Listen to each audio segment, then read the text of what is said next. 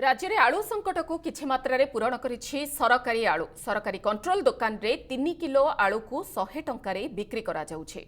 हेले एबे भी बाजार रे आलू चढ़ा दर रे बिक्री हेउछे। किछि असाधु व्यवसायी अधिक दर रे बिक्री करूछंती आलू। ए खबर मिलिबा परे भुवनेश्वर विभिन्न हाट एवं मॉल रे चढ़ाऊ करबाकू प्रस्तुत हेउछि जोगाण विभाग।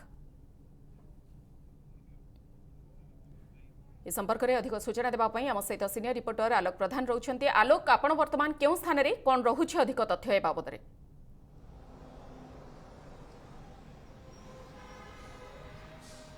देखो तो मधु जो राज्य में आलू संकट देखा देता आलू संकट को किभली दूर करा जाय परिबो से जोगाण विभाग अंटा भिड़ी। आप जानते 3 किलो को 100 टंका पीडीएस सामग्री जो कंट्रोल दुकान रही है राज्य सरकार जोगे दौरान। आज देखा भुवनेश्वर एडीएम ऑफिस रे किसी समय आलू गाड़ी पहुंचो जो कि पीडीएस डीलर मैंने अच्छा पॉइंट रे बिकिया सरकार निर्देश देते। एभले देखिपे जो भुवनेश्वर रही एडीएम ऑफिस रे अच्छू और ये जिला जोगाण अधिकारी और जो स्क्वाड रही जो अंचल आलू चढ़ा दर बिका जाऊँगी सेठारे चढ़ाऊ कर व्यवसायी मैंने पॉइंट को आसुँच जो मैंने किस समय पर आलू ने कंट्रोल दुकान में 3 किलो को 100 टंका धार्य रेट बिकापी कहुई। आपड़ चिठा दिखाई देखिपे सब व्यवसायी को गोटे टोकन दिखाई जोगाण विभाग पक्ष देखा एडीएम ऑफिस पाखे और ये जोगाण नेला से अंचल दुकान में बिके। आप केते किलो ने बिके कौन सरकार पाखे इंस्ट्रक्शन आसी? 40टा पैकेट आज नवाई आम प्रपोजल करते सर आ 40टा काली 10टा नहीं सरीगला पुणी लोक डिमांड कर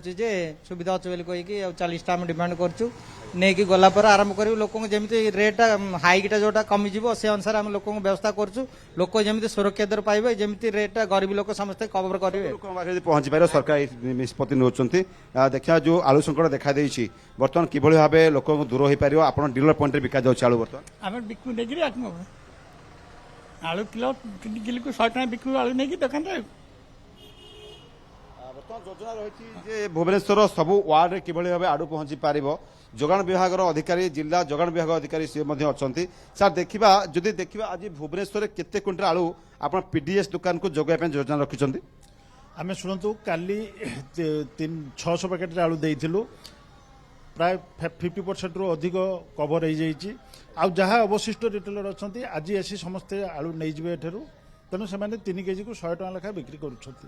बर्तमान देखा पीडीएस दुकान में क्या कंट्रोल दुकान आप सरकार दर में 100 टका आलू सरकारी आलू समस्ते पाई ना जदि भी समस्ते नापी व्यवस्था कर हाट बजार में एवं भी चढ़ा दर रही व्यवसायी मैंने मुनाफा व्यवसायी मैंने चढ़ा दर आलू बिकुचर सर कौन कार्यानुष्ठान कर शुणु गत काली आम 1 नंबर मार्केट रे देखिलु आलू रेट प्राय जो मैंने किनी बिल फिल प्रोड्यूस कले सब ठीक रही जदि आज भी पुणी जाइए मार्केट रे देखिबू जदि चढ़ा दर में बिक्री करने कौन नजर को आसे अगेन्स्ट विहित कार्यानुष्ठान देखा बर्तमान दर में बर्तमान 40-50 एमती बिकुंट उपरे बिकुंट मॉल गुड़िक रेट आलू दर चढ़ा रही ठीक अच्छे आम तार तदंत कर विहित कार्यानुष्ठान नौ।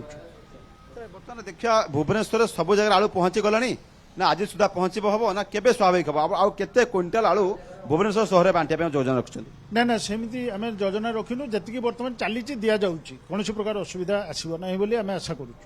आज काली केते ट्रक आलू दिया आज केते ट्रक आलू दिज्व केते कौन योजना काली 2 ट्रक दिखाई आज भी 2 ट्रक दिज्व 2 ट्रक देले आम कवर हो बीएमसी एरिया कवर हो जो प्रक्रिया केते दिन पर्यटन रहिबो? बर्तमान देखिए आलू तो पश्चिमबंग आसी पारनी उत्तर प्रदेश आलू पहुंचला को लेट होची सरकार नाफेड जोगे जोगाई कराई नाफेड आलू के पहुंचे कि जोगसूत्र है सर? जोगसूत्र चली मार्केट स्टेबिलाइज हवा पर्यंत आम ये व्यवस्था कंटिन्यू कर रखी। नाफेड आलू सर केबे पहुंचो नाफेड सहित आप जोगान विभाग कौन कराई केबे आलू पहुंचे बोली कहते? यथाशीघ्र पहुंचवा व्यवस्था चली नाफेड आलू आस्ते केते रेट दिया हबो? नाफेड आलू आसिला परे कस्टिंग करी कौ रेट रे आछी देखि दिया जिवो।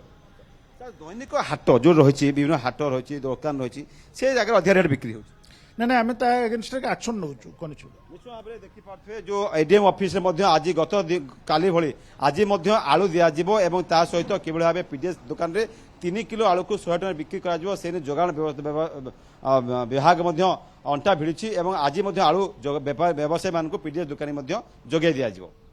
ओके, बहुत बहुत धन्यवाद आलोक प्रधान आम सहित सीनियर रिपोर्टर रही खबर में अधिक सूचना रखुते।